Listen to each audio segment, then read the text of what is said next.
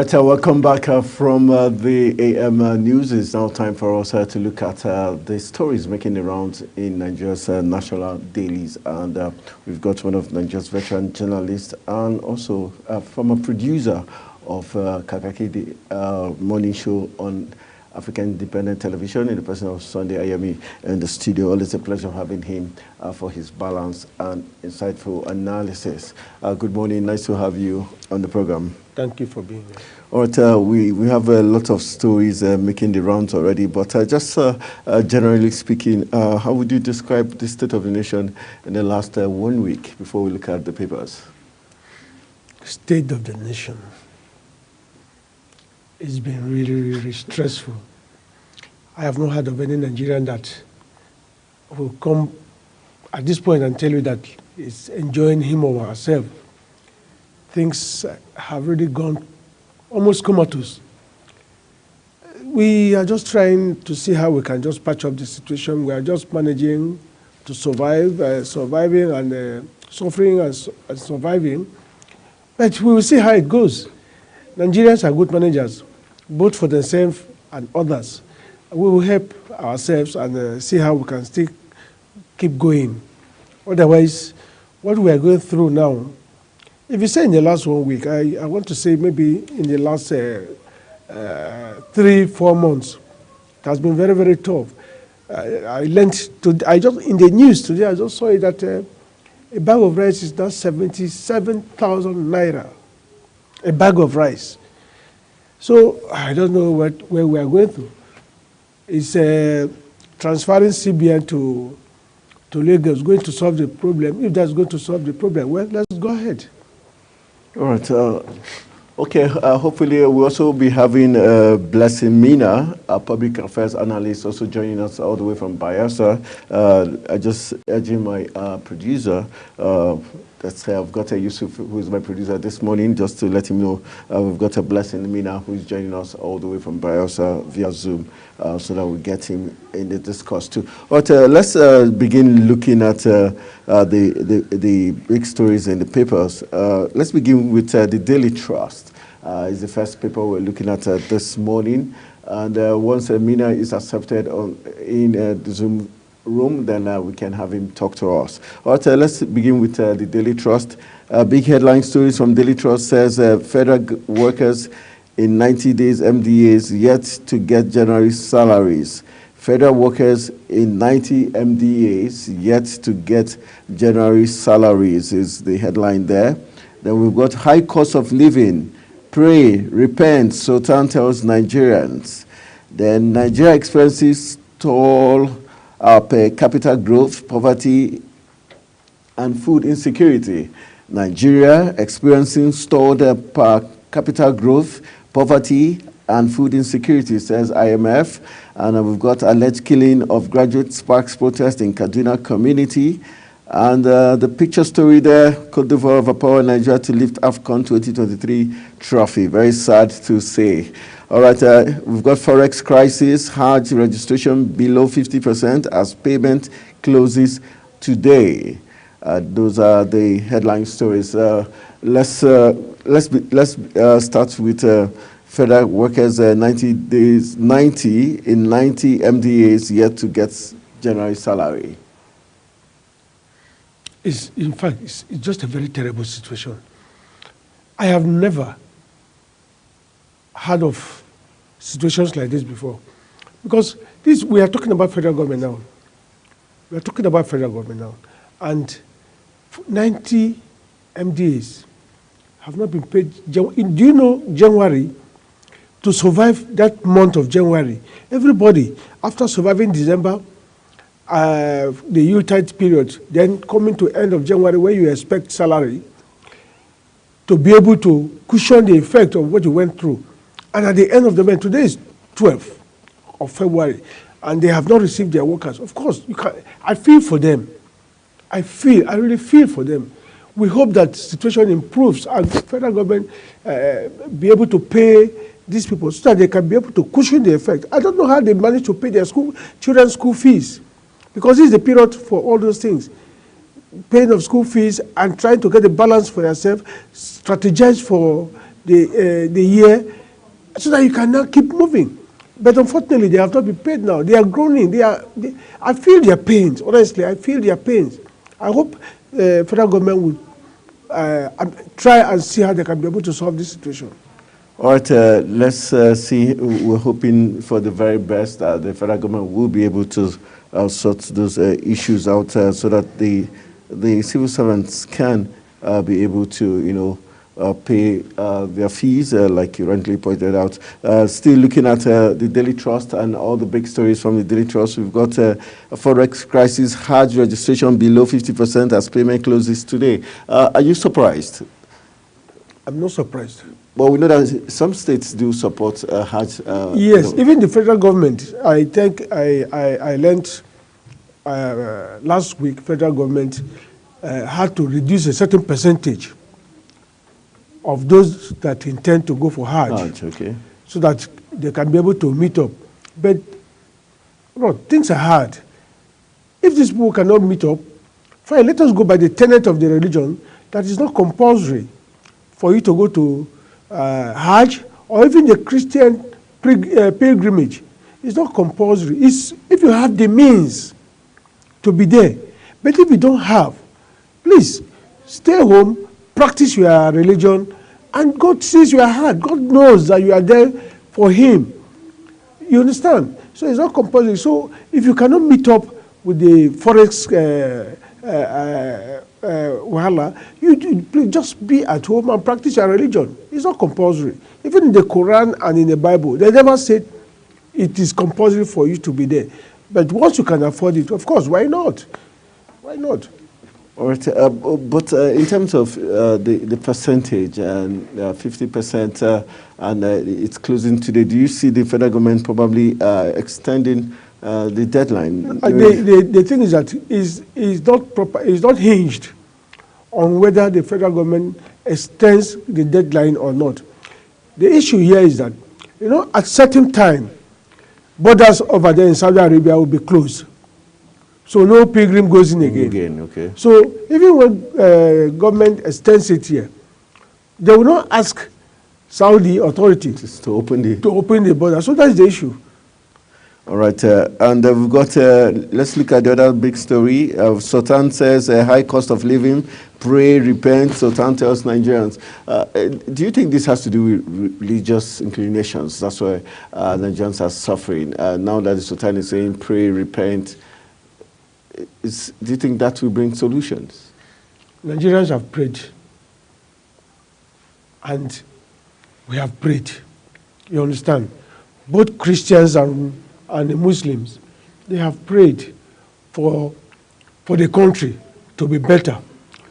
So this issue, this food crisis that we're having today in the country, if it were for prayer alone, I want to tell you that it would have been resolved. And Nigeria would have been in surplus today. But unfortunately, we are not there yet.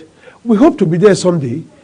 We just hope and pray that we are there someday. All right, that's looking at Leicester. We've got Blessing Mina from Bayelsa joining us, a public affairs analyst, also joining us this morning to look at the papers. Good morning, Mr. Mina. Nice to have you join us. Good morning, sir. I'm happy to be with you this morning. All right, thank you very much. I also have a guest in the studio, Mr. Sunday Ayemi. So both of you will be looking at the papers with us. And we started with the Daily Trust. We've got some interesting stories there. One of them says federal workers in 90 MDAs yet to get January salary. Federal workers in 90 MDAs, that's ministries, departments, and agencies, yet to get January salary. Alleged killing of a graduate sparks protests in Kaduna community. And we've got IMF says Nigeria is experiencing stalled per capita growth, poverty, and food insecurity. While the Sultan says Nigeria's cost of living is the rider there. Pray, repent, Sultan tells Nigerians. Then forex crisis is the kicker. Hajj registration below 50% as payment closes today. Then we've got Cote d'Ivoire overpower Nigeria to leave AFCON 2023. All right, let's begin with Nigeria experiencing stalled per capita growth, poverty, food insecurity. IMF tells Nigeria. Is this something we don't already know? Should IMF be giving us the solutions? IMF, they are doing their statutory duty to analyze, economic outlooks and projections of different countries. So they're able to project our own and also analyze it, because generally leadership in third world countries like Nigeria, they will not seem to give the proper analysis. They may be blaming opposition, they may be giving false hope, they may be giving all manner of ideas. But this IMF is a neutral body, as it were. Is a general oversight body, International Monetary Fund. So yes, they're able to tell us what the issues are. That we are having a stunted growth, we are having inflation, we are having a series of situations that are making our economy to have a bad time, a very huge downturn. So it's all up to the leadership that came in with so much pant and pageantry, so much hope, the renewed hope agenda. Everybody, be able to demarket other presidential candidates of other parties and said they have the solution. They say they know the problems. And we are here, we are seeing that Nigeria has gotten from frying pan to fire, whereby there is no more hope, and as it were, you need hope to no hope. And now, for the first time, Nigerians are protesting over hardship. You can see, whereby MJs are owed salaries. I don't know the last time we had this kind of a crisis situation. So this is a new type of problem that we are seeing in Nigeria. It's a problem of some people will say it's the leadership are just 7 months, 8 months. I don't know how many months now since May, but what we are seeing here is just leadership failure. That is the fact of it. Leadership failure. All right. Leadership that came and just put this. Okay, now that we're having leadership failure, what do you think is the way out? Do you think we have a legislature that can, move for impeachment? This question you asked me is pregnant, because you are having, let's say, you are having talented politicians now. These are not politicians that are sitting on their oars. They are those that have been sponsoring candidates, aligning themselves amongst themselves. So they have been relevant since 1999. Most of them, some of them since 1993. So they don't only seek for power, they position people in power. Some of them came up and said they bought forms for people. So now they have already had a programmed state of the leadership in this country at the National Assembly. They have their people all over, supporters all over. So this is just a very leadership between the executive and the legislature. So we cannot expect anything different. It is in a normal situation whereby people that are going for the legislature sponsor themselves, they are going with a mindset to go and do the normal duties of checks and balances over the executive. These are not like that. These are those that are in the legislature to protect their friends, to protect their associates. So, all right, yes. Let's look at Côte d'Ivoire overpowering Nigeria to leave AFCON. I guess the mood yesterday, including myself, it takes a miracle to be smiling this morning. But did you see that coming? That's how we saw it. I never saw it coming. Every country that went to that tournament believed, in fact, before they went to Côte d'Ivoire, they believed they were going home to their various homes with a cup. But it's only just one cup. And it's one country that will get it. Why shouldn't it be And that Nigeria? country got it. It could have been Nigeria, but Nigeria never got it. Can we say it was due to a bad, we didn't get the right coach, or or the players faulted on that day? The players didn't come to the party. One country must get it. It's not the coach, is not the player. It's not the player. But the unfortunate thing was that what I observed, and as I said it where I was watching the match yesterday, I used to be afraid if Nigeria scores first, and you now allow them defend that goal. Because that was exactly what happened. Defending the goal, in fact, at a point, there was defense blunder. So that guy, see how he brought the leg. He just pulled the goal in. And well, we've done it, and we've done it. At least that silver or whatever is being called, it's okay for us. All right, I don't know if, Blessing Mina, if the silver is okay for you and how the people in Bayelsa took to what happened last night. Yes, yesterday was a very sad day for Nigeria, but as my counterpart have said, only one person can win a trophy, as it were, because it has been designated to be carried. Yes, the issue is this, analyzing that game again, if you look at the shot on target, Cote d'Ivoire had 18. Nigeria had only 5. So Cote d'Ivoire came with much firepower. They came with the ball possession. They had about 61, while Nigeria had about 39. So on paper, Cote d'Ivoire was the stronger team on paper. And then if you look at the winning goal, Ola Aina was too like a Jessica.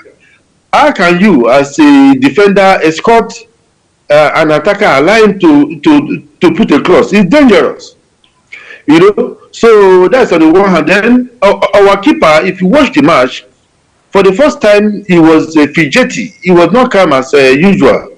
So the result is what we got. And football is not mathematics, and football is also mathematics. Number one, you need to get the right people that will be at their best performance on the day.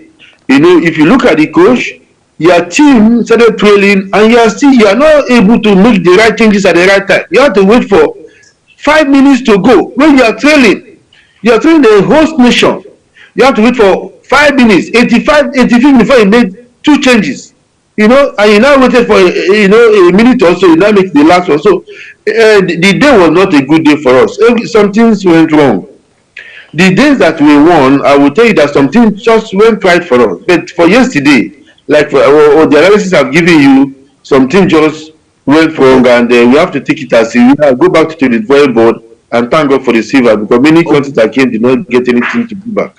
Okay, my question to both of you is, should we sack our coach? No. No, that may not be the right step and the right direction, because he has given us at least something.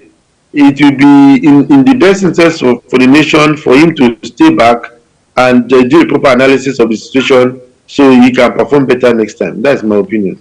Okay, for you, should we sack the coach? No. Why? No, see. But he showed he couldn't handle the final. Now, the players were tense. He was tense. Why should we allow him to continue? It could happen to any coach. It could happen to any coach. So Pizarro has proved himself to be very, very marvelous. Remember, he's the one who discovered this Nwabali. He went to South Africa, watched his match, and brought him. And Nwabali has proved his point. He has proved that he's a man. Unfortunately, as I said earlier, one team must win, and Cote d'Ivoire won. But for the coach, let him remain unless he wants to go. Otherwise, Nigerians shall allow him, the authorities shall allow him to stay. All right, from that sad event yesterday, let's move on to the Nigerian Tribune. Another big story is the federal government should not push ASUU to go on strike again. Committee of VCs are talking this morning, looking at the Nigerian Tribune is the newspaper we're looking at. On top there, we've got top left of the nameplate, says U.S. to lift ban on Nigerian vessel, gives 3 years plan. Then price of cement soars by 60%. Experts raise alarm amid escalating cost of drugs. Diabetic, hypertensive patients turn to God for healing. Then we've got how Wiggins chopper crashed by the U.S. Then NASMO's fresh legal framework for state police and local intelligence gathering. All right, and other headline stories says Afe Babalola laments rising inflation rate, tells Tinubu to take action on the economy. Then we've got Osun judicial strike, is a rider. Adeleke writes CJN and AGF sets up resolution committee. We've got NDLA arrests insurgents, drug supplier, and 23 orders. All right, let's looking at how Wiggy's chopper crashed, says the U.S. How did you take that news? It's a very, very, very sad news. But when we had it over the weekend, it was sad. Wiggy, the wife, and the son. Yeah. But the authority over there in California attributed it to bad weather.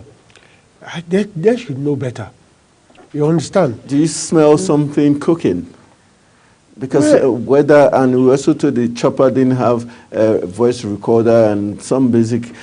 Shouldn't that be? To some extent, you might say something cooked somewhere there. You understand? Because I had believed, and I still hold that belief, that they should be able to read the weather better than any other person. But unfortunately, they allowed themselves. Was it a suicide mission? Because one, even the pilot, if you read the weather, I will tell you I won't go. I can't fly, yeah. I can't fly. You understand? But the pilot flew, and we saw what happened. It's unfortunate. Media souls rest in peace, because it was a very, very sad situation. Okay, before I bring Amina in, let's look at a price of cement soaring by 60%. Is Dangote, having Dangote, wasn't it supposed to help life better for Nigerians? Is it getting worse? You see, I have said it here. He's either rising to become Africa's richest man, while Nigerians are suffering more. I have said it here on this platform some time ago. Dangote is a businessman. He goes to the forex to source for dollars. So why do the federal government keep aiding him? Well, that is between him and the which federal government. Which at the end of the day doesn't affect the lives of Nigerians. See, look at Dangote, look at Boa. Two Kano businessmen. There was a time Boa Cement came and said they have reduced theirs to 3,500. Dangote said, well, he has not reduced it, so that he remained like that. If Boa reduced the price of fuel cement to dealers, it now behoves on the dealers to further reduce it. But the dealers are using that reduction they get from the factory to jack up the price, meet up with that of Dangote. So that is what we are going through now. Look at it now. Look at the price that they are telling us. 60% higher. I mean, so now to build a house, in fact, it will cost you so much money. And unfortunately, you know, in Nigeria, things... And that's why corruption keeps... That is where it comes in. It creeps in there. Even those that have already built their houses, to have a space in that house, they will tell you because of the price. They build those houses, all houses, but they will keep increasing the rent. When you ask, they say price of cement has gone up. What has he or she done with the house? All right, Mina, let's get your take as regards the death of Wegui's family in the air crash in California. How did you take that news, and do you suspect a foul play somewhere? My counterparts have done justice to that. It was a poor analysis situation from the shopper owners, you know, to make sure that they only allow their pilot to fly when the weather and all other situations are accurate. So, but allowing the client to dictate when to fly, you know, it has consequences. Though we are not there, but from all the reports that we have in the news, I think the authorities, the private company that has the shopper... Can they be sued? Do you think the family, his company or Nigeria can sue them for manslaughter? Of course, it's their right to do that. Yes, it's their right, because it's a top arrowhead in Nigeria, and it's a great loss indeed. to even to the country as a whole, because he has so much to add, to us. All right, let's look at federal government should not push ASU to go on strike again. Committee of VCs are saying. How do you take this threat from the vice chancellors? My position will be very blunt. I will tell Nigerians to brace up, because there will be a lot of strike in this tenure. There will be, because Nigerians for this time, just like in a few times when government policies are backfiring, they will come out. They have learned it over the years, and this time the pains are unbearable, whereby people are losing jobs. Those that are working, they're not able to pay transportation and still see something. Their families, children are dropping out of school, foodstuff are high and skyrocketing. Communities that have this foodstuff say they don't want to sell wholesale anymore, because they too are not able to have enough, because their farmers are not going to farm, so they don't want to sell to far distance states and communities. So we have a very serious situation in our hands. NLT say, NLT and TSC are saying that the government is insincere, because I think they had a 14-point agenda there about that. Government is not implementing. So there is misgivings here and there, and the situation is not changing, because the reality on ground is that the government have no solution, because all their theoretical solutions, paper solutions are backfiring. So if the situation of Nigerians are going down and down and down, there is no other way out. Nigerians expect protests will be the news in this country going forward. There will be a lot of protests, I can assure you. Now, look at the food prices. We are hearing rice is 75,000. They came into government, rice was 32,000. Now they have doubled the price. Cement was less than 3,000 or thereabout. Now it's about 7,000 plus. So now, how do you want to keep people quiet when they are dying? They are dying from, you can imagine, from food scarcity. They are dying. Then from robbers, kidnappers, Boko Haram, and all manner of Maruda, they are also dying. So how can a man keep quiet? There will be no way anybody will keep quiet. Nigerians will have to just stand up and ask for their basic amenities, their rights to be given to them, which is the right to live. They will not just be allowed to die, and Nigerians will not die. Yes, so that is where we are.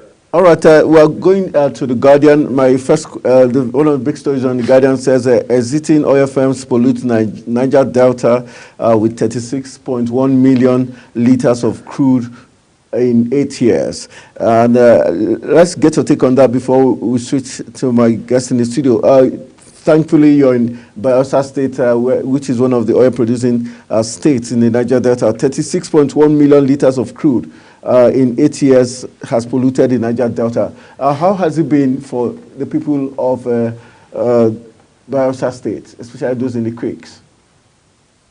This is another sad aspect of the Nigerian Federation, whereby we don't have laws to really bring these oil companies to book. The oil producing communities are in shambles. Their lifestyle and their livelihood is taken away from them. There's so much crude oil spillages and pollutions everywhere. The fish is dying, the soil is being degraded, life means little or nothing in these areas. It's a very, very bad and poor situation.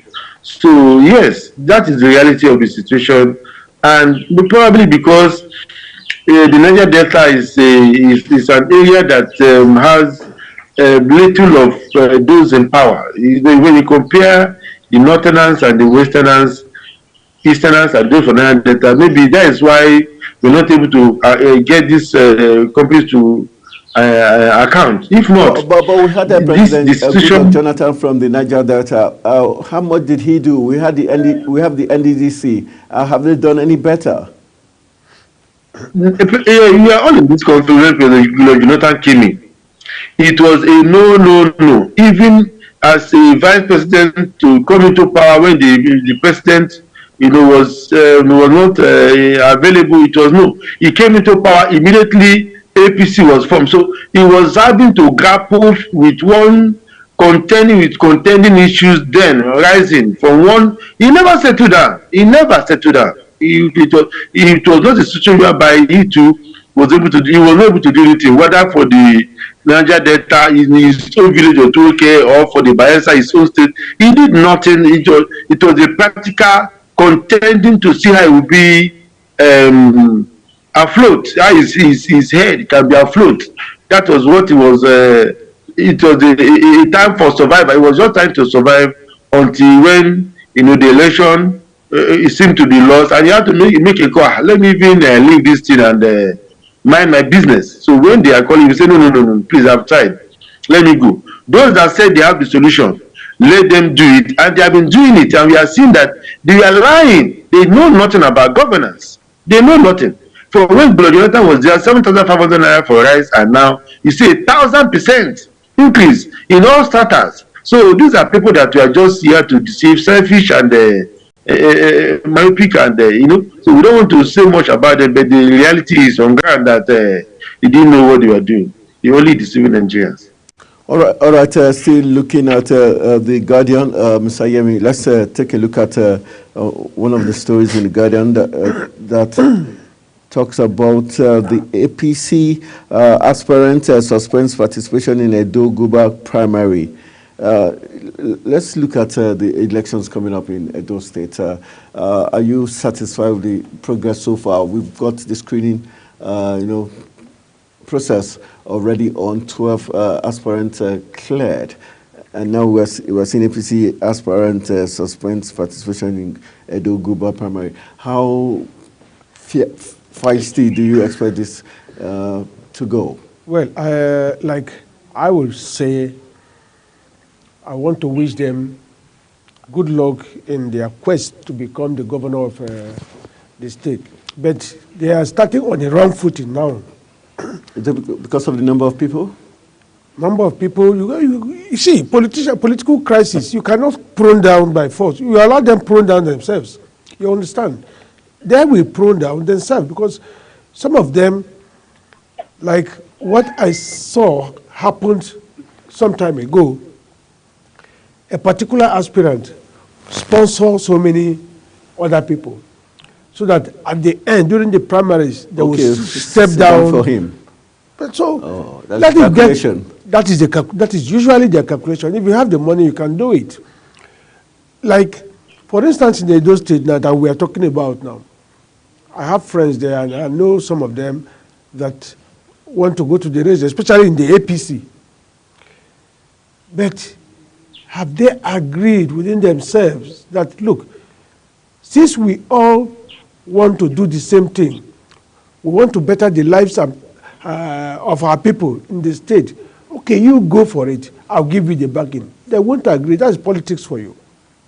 They won't agree. Even at the end, if they lose at the primaries, they still will not agree. There will be a platform where you go and complain that I was cheated or not cheated out of the primaries. So let us just keep our fingers crossed and see how it goes. But for this one now, boycotting participation, I don't actually understand what actually happened. What happened for them to now say they would have boycott participation in the primaries? All right, looking at Serap sues Akpabio on the bus over 344.85 billion naira National Assembly budget. This is Serap at it again. Serap again. You see, Serap is another toothless bulldog. But you cannot keep talking.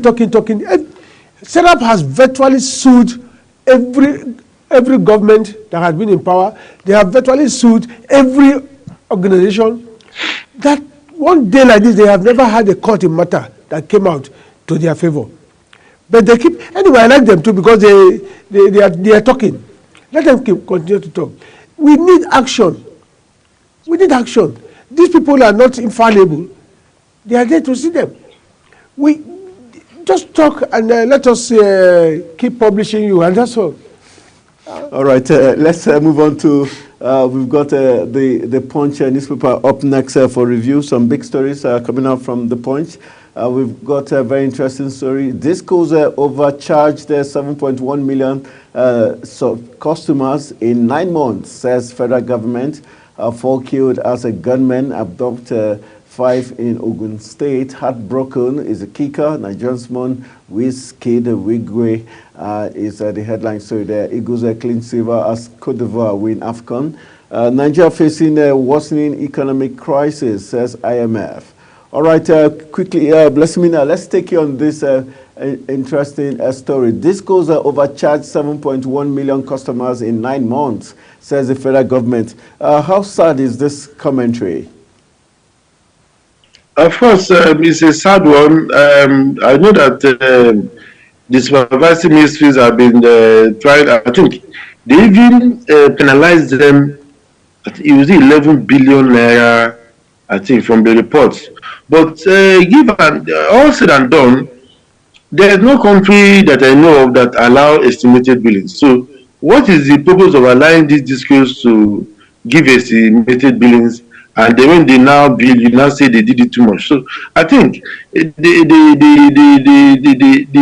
focus should be on making sure that every electricity user in Nigeria must have a meter before use electricity. Second one is that make sure that meters are promptly available. I don't know why getting things done in this country is so Herculean. Everything is so Herculean, and then we now make a big deal out of failure. Okay, this is just failure. We now make a big deal out of failure. I think we should go back to get things done the proper way. Give meters to people. These meters will naturally build them, and they will adjust as they are using their appliances. That's my take on that. All right, we had stay with us, please. We've got Ohafia community last week. Petitioned the House of Representatives saying they were given a bill of 2.1 billion naira and they've not had light power in 5 years. How do you see that playing out? And with this, can we say power sector is becoming another cash cow where Nigerians extort other Nigerians without giving them the service? Should there be a general probe for the last 10 years where if this one is actually remitted to the Federation account? Let me give you an instance. A friend and colleague in Lugbe here who is on this estimated billing.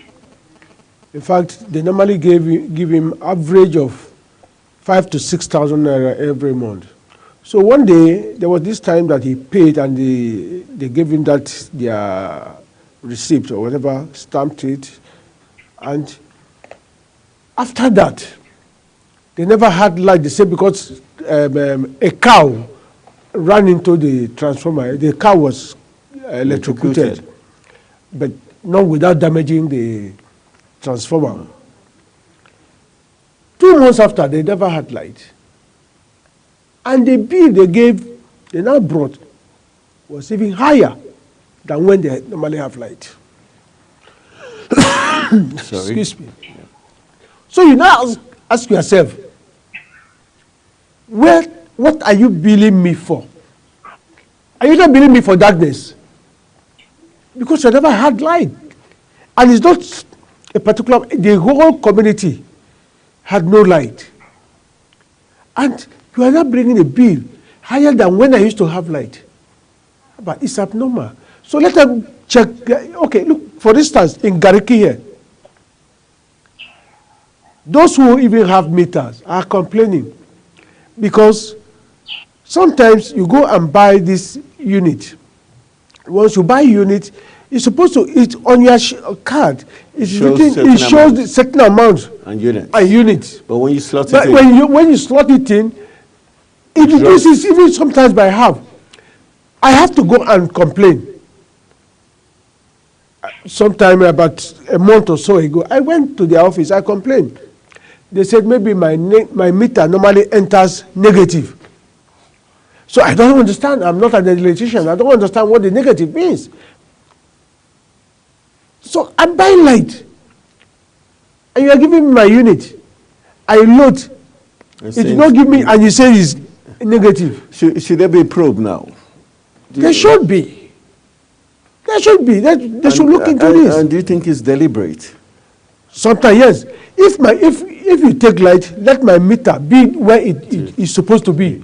Let it be there. But not when I load and you tell me that it's negative, you give me reduced bill. Unit, yeah. Abba, it's not fair. All right, very sad commentary. Now let's look at Nigeria to become food exporter through mechanized farming, says Tinubu. Is the president being realistic? All right, I think we've lost him there. But let's look at the president saying Nigeria to become food exporter through mechanized farming. Is the president being realistic? It's not. And he's not being sincere too. Because when we talk about mechanized farming, where are you going to get the tractors? The equipment to give, is it only to the big time farmers? Is it only to the big time farmers? Or, because when you talk farming, for goodness sake, farming is domiciled in the rural communities. This is where these people need these tractors and equipment. Have you given them? Buhari came and said they will close borders so that not to allow food importation, to encourage Nigerians to go to the farm. And they came and did one fake pyramid of rice at the airport road. I have never seen that sort of thing before. If a country can in turn deceive its own people, for goodness sake, a country can in turn deceive its own people. So what was the show for? A fake pyramid of rice. And aviation minister went and brought an airplane, put Nigerian sticker there to deceive his own people. And today we are talking about mechanized farming. Who is going to go into the mechanized farming? With the spate of insecurity. With the spate of insecurity, how are they going to do it? The terrorists will seize these tractors and turn against the people. All right, a very sad commentary there. All right, we've got Mina back into a line. Mina, let's look at a very interesting issue. We've just got Ayemi take on the president on him saying mechanized Nigeria is going to be exporter of food via mechanized farming, and he has lambasted the president on that, saying he's not being realistic and he's not being sincere, and also mentioned the fake rice pyramid. All right, my question to you is higher prices loom as businesses rely more on loans to survive, and we've got Edo Guba, Benin Chief, Ikimi, Senators, NLC Chairman, emerged PDP delegates. How do you see these two talking points? On the news of higher prices, we have said it again. Just like my colleague have said, these are our beloved government, this APC government, from the last president to this one. They are good talkers, and they talk looking at Nigerians, and they tell us what we know that is not working. They tell us everything is okay. We are going to make it work. But the reality is that since APC came into power, there has not been improvement in the life of Nigeria. Economically, educationally, I don't know the particular aspects. Is it security or everything they touch just goes bad? I don't understand it. I cannot just explain it. Everything they touch just go bad. So it's a situation that we all should really grieve over, because we allow them. We supposedly voted for these governments that we believed. So things are going down. So on the aspect of Edo politics, we look forward to a good primary from all the political parties and a good election. I think the election should come up sometime in November or thereabout. So we look forward to a good election. Yeah. Yes, September. Okay, so we look forward to a good election because, like you say, when an economy is down, when businesses, like you are saying, businesses are down, government business become the most lucrative business. When people know that If I will not use my own money, I just use my money to enter the power, and I can reap as much as I can. When if they put half of that money or double of that money in another venture, they are not sure of making any profit at all. If you look at how the economy is now, whereby every business is crying, multinationals are closing down. You don't have new viable investments. You don't have. The local SMEs are closing, are all crying. Either they are closing or they are crying. So you understand? So no profit. Okay, of course, you see that people are turning to banks. Few banks are guaranteeing loan without collateral. How many Nigerians have collateral to give to banks now? Except maybe these loan sharks that are also giving out loans through the apps. They don't have offices, and they say if you don't pay, they will publicize. They will contact your friends and family and demonize you. So Nigeria is in all manner of jeopardy from different fronts. And for the economy to kickstart, there must be business. You must invest money for economy to start. So government, on a positive look, government should look for us ways to make Nigerians to spend money. You must spend money for economy to kickstart, for economy to be afloat. So government should look for way. Either the money that the government have, or part of the money that they are selling for in our crude oil, or even part of the loans. Government should look for verifiable ways to put monies in people's accounts, not the one that they say they are doing Twitter money or other monies that people are claiming that it's not getting to them. Then reports now come that it's being stolen. So they will look for verified means of putting money directly to people's hands so people can spend. It's multiple expenditure of money that can help the economy at this time. All right. Yes. Okay, we've got this. We are looking at this Nigeria paper. It says legal framework. The National Assembly creating legal framework for state police to come into being. Are you excited by this move by the National Assembly that finally reason has prevailed? Yes, it's a sharing news on the one hand. But on the other hand, without calling any name, we know that some governors are overbearing. Number two, we know that the constitution that we are running, the federal constitution, give might and power to politicians or to the head of the executive, either the local government or the state government or the federal government. It gives so much power.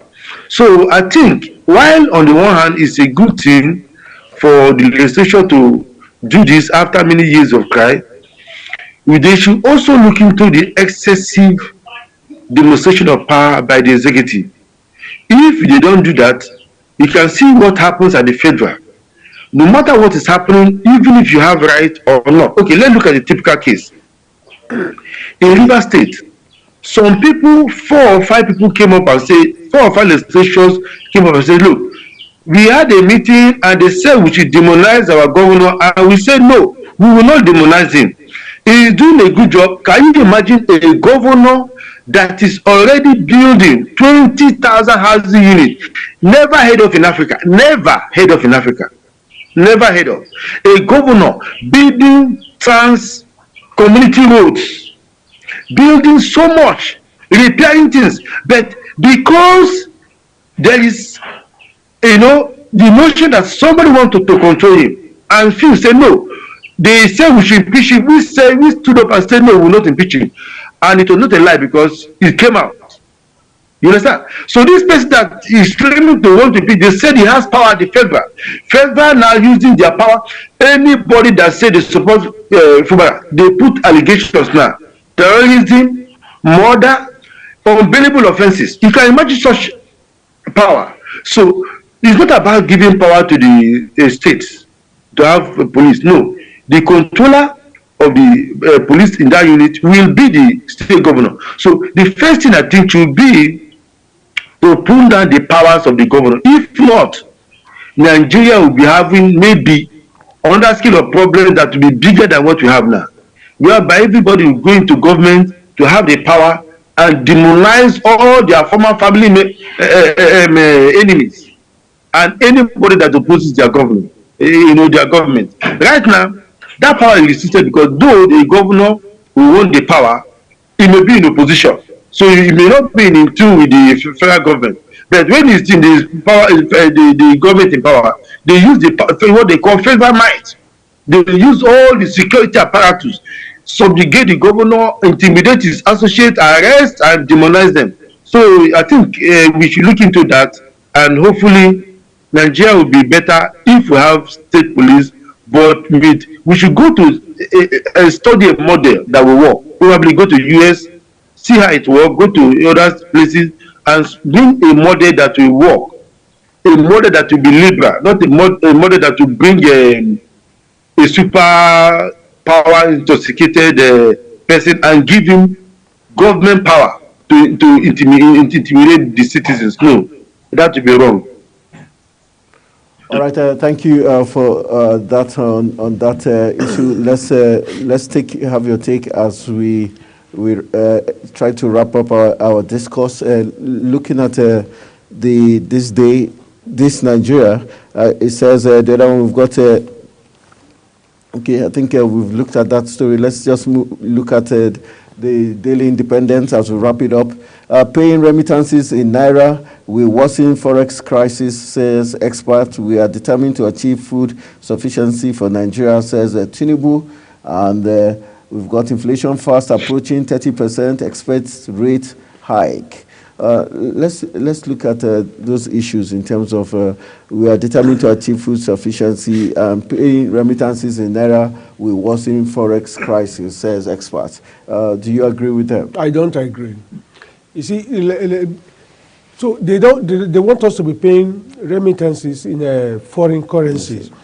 But let me say here now that you cannot. Like, I agree absolutely with what Senator Ned Nwoko said a few days ago when they had invited some of these people to come in at the National Assembly, where he told them, nowhere in the world, I have never heard of, say, for instance, expatriate in the UK or US being paid in Naira. But here we bring up people, they call them expatriate, and you start looking for dollars to pay them. And now you are saying we should pay foreign currency for it's not possible. Let us depend on our local Naira, and see how, and expand it and give it the strength instead of relying on IMF decided exchange. It's not possible. Let us go our own way. Okay, let's just quickly wrap it up. Talking about food sufficiency, do you think the president is being sincere again when he says we're determined but insecurity, which is a very strong factor? Until we see the food in the market to buy at a cheaper rate. Until we see it to buy at a cheaper rate. Last week they ordered the Minister of Agriculture and other ministers concerned to go to the silos, Nigerian saving point, and release the grains. They have rice there. Look at what they gave us. Okay. Let me tell you what they distributed during COVID-19. Some half of the bag of rice that have been stored over the years were bad because they never had good storage system. The rice was bad. So this rice could have been there, the one they are going to bring out now, could have been there for years. So you can imagine if between 2019 and 20, they brought those rice and it was bad. It has stayed for further years now inside the silos. It might have all completely be bad. So that is Nigeria for us anyway. All right, that's how we're going to call it a wrap on this discourse. I want to say a big thank you to Sunday Ayemi for a very fantastic job done looking at all the trending stories making the rounds in Nigeria. Always a pleasure having one of Nigeria's finest veteran journalists in the studio. Thank you for your very grand analysis, and not forgetting the man who is online. Always a pleasure having him from Bayelsa State.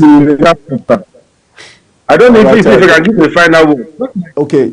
Just like my colleagues have said, okay. I'm sorry to say this. Those that are coming into power, they don't understand what Nigeria has a surge in population. So everything is scarce. This is simple economics. In economics, when anything is scarce, it becomes expensive.